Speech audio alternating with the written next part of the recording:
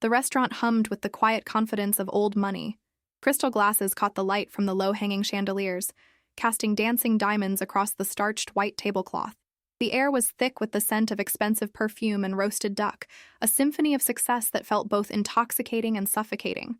At our table, the atmosphere was even more charged, a pocket of pure, unadulterated pride centered on one person, my brother Liam. My father, Arthur, sat at the head of the table, his chest puffed out so far I worried a button might fly off his waistcoat. His smile was a permanent fixture, directed almost exclusively at Liam, who sat to his right. Liam, for his part, wore the praise with an easy grace, a practiced humility that he had perfected over a lifetime of being the celebrated one. He was brilliant, no one could deny it. Charming, handsome, and now, the newly appointed vice president of marketing at Harrison Corp, one of the largest tech firms in the country. He was the sun around which our family galaxy had always spun, and I, Alara, was a distant moon, reflecting a little of his light but possessing none of my own. I was happy for him, truly. A deep, genuine joy pulsed in my chest every time I thought of his hard work paying off, but beneath it, a familiar, quiet ache resided, the ache of the spectator. The quiet one, the artistic one, the daughter who had chosen a path less understood and certainly less celebrated. My work as a freelance archivist and restorer of old documents and photographs felt like a dusty relic compared to Liam's gleaming career. It was a passion that brought me immense fulfillment, a quiet dance with history, but in moments like these it felt small, insignificant. I took a slow sip of water, the cold glass a small anchor in the swirling currents of the evening. I watched as my father recounted, for the third time, the story of Liam's final interview. His voice boomed with a theatricality usually reserved for boardroom presentations. He gestured with his fork, nearly taking out a passing waiter. At the other end of the table sat the man himself, Mr. Harrison, the CEO. He was a man carved from granite and ambition, with eyes that seemed to analyze everything, from the profit margins of a company to the thread count of a napkin. His presence amplified the importance of the evening tenfold, and it made my own sense of invisibility feel even more acute. He listened with a polite, almost imperceptible nod, his gaze occasionally flitting around the table before landing once again on Liam. "He walked in there," my father declared, his voice rising, "and he didn't just tell them what he could do, he showed them a vision. A vision! That's my boy." I smiled, a soft, practiced smile I had worn at countless school awards ceremonies, soccer finals, and graduation parties that were not my own. My own graduation from my specialized restoration program had been marked with a quiet dinner at a local bistro, a pleasant but stark contrast to this grand affair. It wasn't that they didn't love me, I knew they did. But Liam's accomplishments were loud, tangible, easily translated into success. My work was quiet, meticulous, a labor of love that didn't come with stock options or a corner office. Finally, my father pushed his chair back slightly and reached for his champagne flute. The gentle scraping sound seemed to command the attention of the entire room. A hush fell over our table, and even nearby diners seemed to lean in. This was the moment, the grand pronouncement. "If I could have everyone's attention," Arthur began, his voice thick with emotion. He raised his glass. "I want to propose a toast to a son who has made his father prouder than words can ever say. To the new vice president of Harrison Corp., a boy who embodies dedication, brilliance, and integrity. To my son, Liam." The table erupted in a chorus of "To Liam" and applause. Glasses clinked. I raised my own, the smile fixed on my face, my heart a strange mix of pride and melancholy. I watched Liam as he dipped his head, a perfect picture of gratitude. My father beamed, his eyes glistening. He had his perfect son, and this was his perfect moment. He was about to take a sip from his glass, a triumphant finale to his speech, when a movement across the table caught my eye. It was Mr. Harrison. Amid the celebrating, he had not raised his glass. Instead, he had set it down on the table with a soft, deliberate click. And as my father's toast still hung in the air, the CEO looked past my father, past my brother, and his gaze landed directly on me. Then, slowly, purposefully, he stood up. Silence, thick and heavy, fell over the table. It was not a comfortable silence. It was a void, created by the abrupt halt of celebration. The clinking of glasses stopped midair. The polite chatter died in people's throats. My father, Arthur, stood frozen, his champagne flute hovering near his lips, his expression a comical mask of bewilderment. Liam's smile had vanished, replaced by a tight, questioning look directed at his new boss. All the energy, all the triumphant joy that had filled the space just seconds before had been vacuumed out by one man's simple act of standing. And his eyes were on me. My heart began to pound against my ribs, a frantic, trapped bird. A hot flush crept up my neck. What was happening? My mind raced, stumbling over itself in a desperate search for an explanation. Had I spilled something on myself? Was there a piece of spinach in my teeth? Did I accidentally offend him earlier with some awkward, mumbled pleasantry? I felt the gazes of my family turning towards me, first with confusion, and then, I imagined, with a dawning horror. I was the quiet one, the one who never caused a scene, and now it felt as though I had somehow brought the entire magnificent evening to a screeching halt. I wanted the plush carpet to open up and swallow me whole. Mr. Harrison paid no mind to the collective confusion. He projected an aura of absolute calm, of a man so accustomed to being the center of gravity that the world simply rearranged itself around him. He offered a brief, reassuring nod to my father. "A fine toast, Arthur," Mr. Harrison said, his voice smooth and measured, not loud, but carrying a resonance that cut through the tension. "Liam is a remarkable talent, and we are thrilled to have him on board. His future with the company is very bright indeed." He paused, letting his words placate my father and brother, who both visibly relaxed, albeit slightly. Liam managed a tight, appreciative smile. My father, still looking puzzled, slowly lowered his arm. Mr. Harrison had acknowledged the toast. He had validated Liam. So what was this about? His gaze returned to me, and this time it was not accusatory or analytical, but something else entirely. It was warm, respectful. My confusion deepened.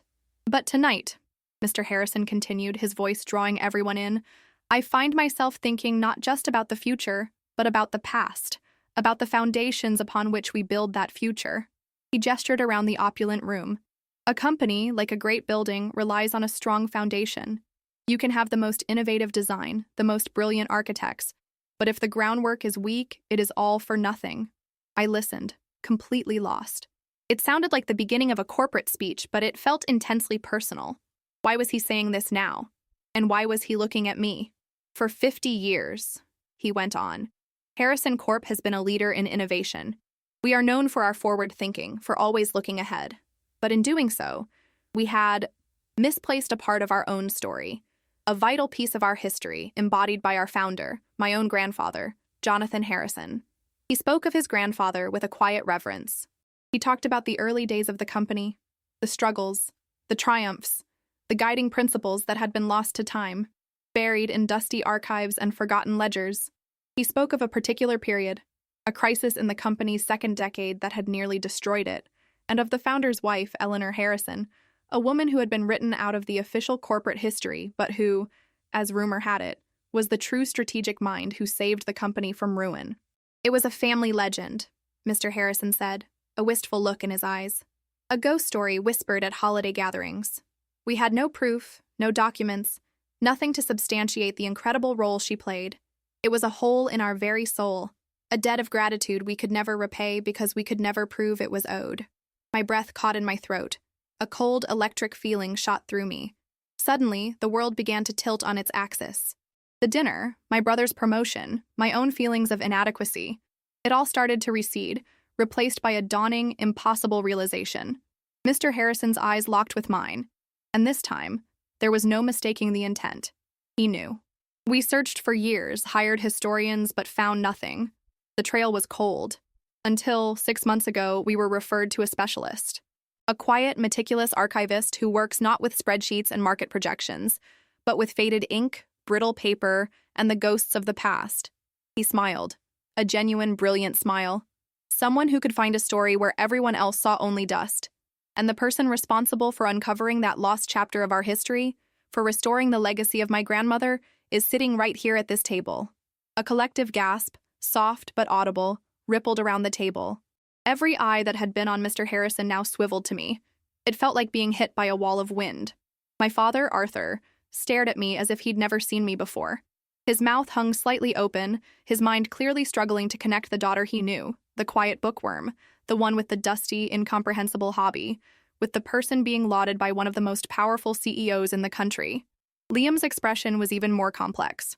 The initial shock was there, but beneath it was a flicker of something else. A dawning understanding, perhaps, or maybe even a hint of shame. I felt a strange sense of calm descend upon me, an eye of the storm stillness while everything and everyone around me spun. The frantic bird in my chest had finally settled. There was no hiding now. The quiet, invisible world I had so carefully cultivated was about to be laid bare under the bright lights of my family's astonishment. Mr. Harrison's voice, now full of admiration, filled the stunned silence. For 6 months, Alara has been working with us. We gave her a mountain of unsorted, uncatalogued documents from my grandfather's estate, boxes that had been sealed for over 70 years. We told her the family legend of Eleanor Harrison and asked if she could find even a shred of evidence. What she did was nothing short of miraculous. He turned slightly, addressing the whole table but keeping his focus on me. It felt like he was telling my story for me, giving voice to the silent, solitary hours I had poured into my work. She didn't just find a shred of evidence. She found everything. Hidden within the pages of a seemingly ordinary financial ledger, she discovered my grandmother's personal journal. The entries were written in a faded homemade code, a cipher of pressed flowers and subtle ink variations that no one else had ever noticed. It was a language of secrecy, born of a time when a woman's contribution to a business was meant to be invisible. The blood drained from my face as I remembered the moment of discovery. The dusty ledger in the climate-controlled archives, the faint scent of dried lavender when I first opened it, the tiny, almost imperceptible discoloration of the ink on certain pages, the hours I spent cross-referencing the floral pressings with old botanical encyclopedias until I cracked the code. It was the most challenging and exhilarating work of my life. It was a secret I had held close, partly because of a non-disclosure agreement, but also because it felt too personal, too sacred to share with a family that celebrated only the loudest victories. How could I explain the thrill of cracking a floral cipher to a father who only understood stock prices? Thanks to Alara, Mr. Harrison continued, his voice resonating with deep, genuine gratitude. We now know that my grandmother, Eleanor, personally negotiated the loan that saved our company from bankruptcy. She drafted the crisis management strategy that we still, unknowingly, model parts of our modern policies on. She was the architect of our first great survival. Alara didn't just uncover a story, she restored a legacy. She gave my family its soul back. He finally picked up his untouched glass of champagne. So, Arthur, while I share in your pride for Liam and the bright future he has with us, I hope you will permit me to amend your toast. He raised his glass high, his eyes fixed on me, and his next words landed with the force of a thunderclap in the silent room. I would like to propose a toast not to the future of Harrison Corp., but to its past, and to the brilliant, dedicated woman who brought it back into the light, to Alara. For a moment that stretched into eternity, nobody moved. The name, my name, hung in the air, foreign and yet deeply familiar. It felt as if I was hearing it for the first time. Then slowly, my father turned his head fully towards me. The confusion in his eyes was gone, replaced by a dawning wave of emotion so profound it seemed to shake him to his core. The pride he had worn so boisterously for Liam was now a fragile, trembling thing directed at me, mixed with a look of awe, and I realized with a pang in my heart, deep regret. Liam, too, was looking at me, his face pale, the easy confidence he always carried completely stripped away, leaving only raw, stunned admiration. My own hand, shaking slightly, reached for my glass. As my fingers closed around the cool, delicate stem, it felt less like a piece of crystal and more like a trophy I never knew I was competing for. Mr. Harrison's toast echoed in the profound silence. For a long, painful moment, the only sound was the frantic thumping of my own heart. He held his glass high, his gaze unwavering, a silent invitation. It was I who moved first, my own hand, trembling almost imperceptibly, raising my glass to meet his. Our eyes locked, and in his, I saw a deep and genuine respect that felt more validating than any promotion or public praise. He understood the work. He understood the quiet, patient pursuit of a hidden truth. Our glasses met with a soft, clear chime that seemed to slice through the tension. That single sound broke the spell. Liam was next. He slowly raised his glass, his eyes wide and fixed on my face. There was no trace of resentment in his expression, only pure, unadulterated shock and a dawning admiration. He looked at me as if seeing a stranger, a fascinating, brilliant stranger who just happened to be his sister. He gave me a small, almost imperceptible shake of his head, a gesture of disbelief and wonder, before touching his glass to mine. But it was my father's reaction that I watched, that I had been bracing for my entire life. He was still standing, but the proud, booming posture was gone. He seemed to have shrunk. His shoulders slumped, the celebratory flush drained from his face. He stared at me, his gaze traveling from my face to Mr. Harrison's, then back again, as if trying to solve an impossible equation. The story he had told himself about his children, the story of the brilliant son and the quiet, artistic daughter, had just been ripped to shreds. He looked down at the champagne flute still in his hand, the one he had raised with such bombastic pride for Liam. He seemed to see it for the first time, a symbol of his short-sightedness. Slowly, with a gravitas that felt funereal, he raised it. His hand trembled, not with age, but with the force of a powerful, gut-wrenching realization. "To Ilara," he whispered, his voice cracking, the sound so faint it was almost lost in the ambient hum of the restaurant. But I heard it. I heard the weight of 1,000 unspoken apologies in those 2 words. I heard the regret for all the school projects he'd barely glanced at, the passion for my work he'd dismissed as a quaint hobby, the years he'd spent looking right past me to applaud the son who stood in the spotlight. His glass clinked against mine, a dull, heavy sound. It was not a celebration. It was a surrender. The rest of the dinner passed in a surreal haze. The conversation became stilted, polite, and utterly meaningless. The focus of the evening had been irrevocably shattered. Mr. Harrison, a man of impeccable social grace, steered the conversation to neutral topics: the economy, recent developments in technology, the surprisingly excellent quality of the wine. He did it to save us, to give my family a space to breathe and recalibrate in the wake of the emotional bomb he had just detonated. I barely ate.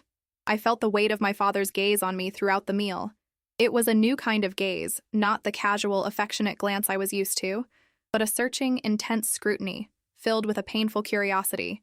He was studying me, trying to piece together the daughter he thought he knew with the woman Mr. Harrison had just described. Liam, for his part, was quiet. The easy charm had been replaced by a thoughtful introspection. A few times he would catch my eye from across the table and offer a small, tentative smile, a silent acknowledgement of a shift in our universe. It was a smile that said, "I had no idea." And in that, there was a strange, new kind of connection, a bridge forming in the space where the shadow he cast used to be. When the evening finally wound down and Mr. Harrison departed with a final, meaningful nod in my direction, the 3 of us were left in the sudden, ringing silence. My father paid the bill, his movements slow and deliberate. The short walk to the valet was the longest of my life. The air was thick with things unsaid, a lifetime of them. As the valet pulled our car around, my father stopped and turned to me. Liam hung back, giving us a moment. Arthur's face was a wreck of conflicting emotions. "Ilara," he began, his voice raspy. Why didn't you ever tell us?" The question was so simple, yet so impossibly complex. How could I explain that I had tried in my own quiet ways 100 times? How could I describe the feeling of showcasing a piece of my work only to be met with a polite, vacant smile and a quick change of subject back to Liam's latest triumph? How could I tell him that I had stopped trying because the pain of being met with polite indifference was worse than the pain of being invisible? "It was just my work, Dad," I said softly, the words feeling utterly inadequate. "Just your work?" he repeated, his voice filled with disbelief. "The man said you gave his family its soul back." He shook his head, a look of profound, gut-wrenching sorrow washing over his features. "All these years, all those times, I'm so sorry." His apology hung in the cool night air, raw and fragile. For a moment, I saw him not as my powerful, confident father, but as a man humbled by a sudden, stark truth. The anger and resentment I had harbored for years, a quiet, smoldering ember in my heart, didn't flare up as I thought it might. Instead, I felt a wave of profound, aching sadness for all the years we had lost, for the connection we might have had. "I didn't know how to tell you," I finally answered, my voice quiet but steady. "My work? It's not loud. It doesn't come with a title or a big promotion. The victories are small and quiet. They happen alone, in dusty rooms.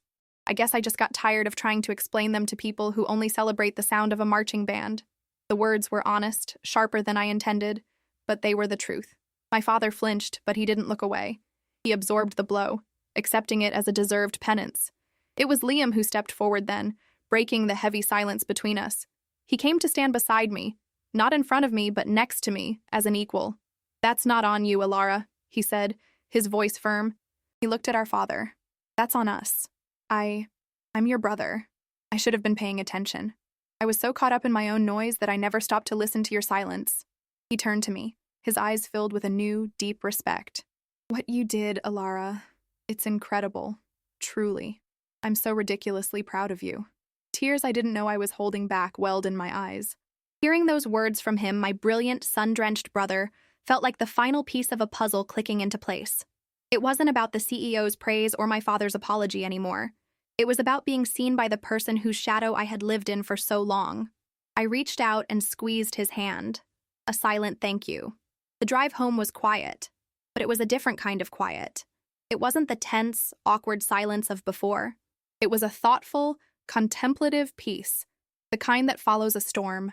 As we pulled into the driveway of my parents' home, my father turned off the engine but made no move to get out. "Tell me about the flowers, Alara," he said softly, his voice still thick with emotion. "The code. How did you even know where to begin?" And so, sitting there in the stillness of the car, under the soft glow of the porch light, I began to tell him. I told him about the subtle variations in the ink, the way Eleanor Harrison had used the language of flowers, a language of sentiment popular in her time, to chronicle her strategic thoughts. I explained how a sprig of lavender meant devotion, how a pressed violet meant faithfulness, and how a thorny rose, hidden within a page of stock figures, signified a secret, painful battle. For the first time in my life, my father listened. He didn't just hear the words, he listened with an intensity and a hunger that moved me to my core. He asked questions, not out of polite obligation, but out of a genuine desire to understand the world I inhabited. Liam sat in the back, silent, listening to the story of a sister he was only just beginning to know. That night didn't magically erase a lifetime of feeling invisible, but it was a beginning. It was the laying of a new foundation. In the weeks that followed, things changed in small, meaningful ways. My father would call me not to share news about Liam, but to ask what I was working on.